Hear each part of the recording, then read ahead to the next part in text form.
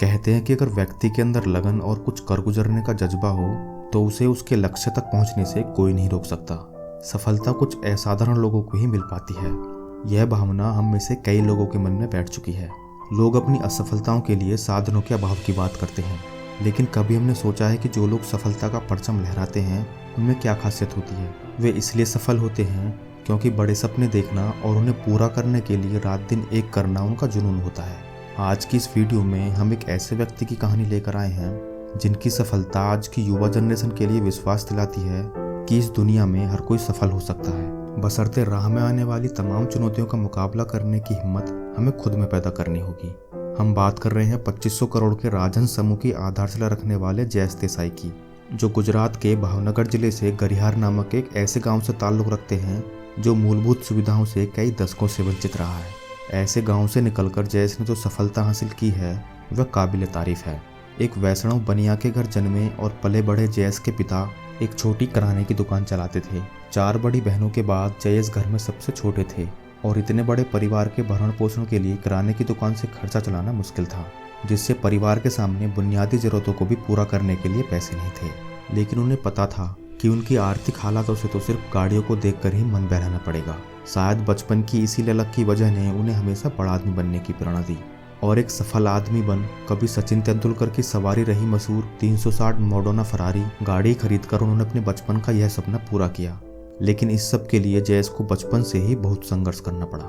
गांव के बैकवर्ड इलाके से परेशान लोग गांव छोड़कर शहर का रुख करने लगे।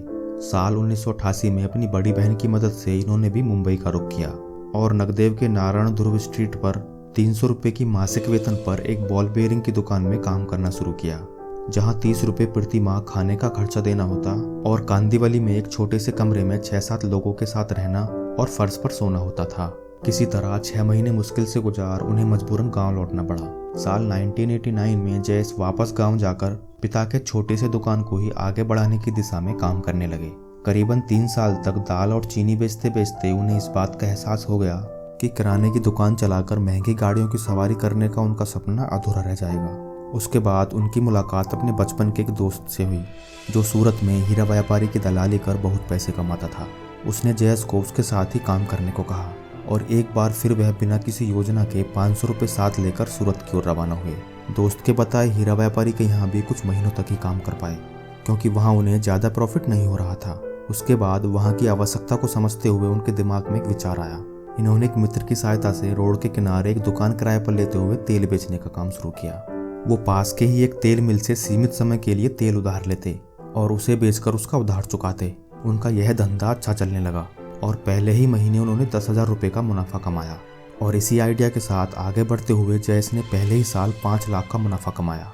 शुरुआती सफलता से इनके हौसले को नई ताकत मिली और फिर इन्होंने अध्ययन और अनुभव की बदौलत कामरेज में एक छोटे से शेड में 2 टैंकों के साथ अपने स्वयं के ब्रांड राजहंस तेल की शुरुआत की। शुरुआत में वह फिल्टर्ड मूंगफली और कपास के तेल का इस्तेमाल करते थे। साल 1997 तक मुंबई, गुजरात, महाराष्ट्र समेत उनकी 5 कंपनियां स्थापित हो चुकी थी। तेल क्षेत्र में सफलता हासिल करने के बाद उन्होंने अन्य क्षेत्र में पकड़ बनाने के उद्देश्य से साल 1999 में एक कपड़ा मिल का अधिग्रहण किया और इस तरह साल दर साल आगे बढ़ते हुए जयेश देश के एक नामचीन उद्योगपति के रूप में शुमार होने शुरू हो गए। शुद्ध शाकाहारी परिवार से संबंध रखने वाले जयेश ने सिरणी, वैष्णो देवी और तिरुपति में 3 शुद्ध शाकाहारी 5 स्टार रेस्टोरेंट भी खोले, जिसके बाद शहरों में भी उनके रेस्टोरेंट राज करने लगे।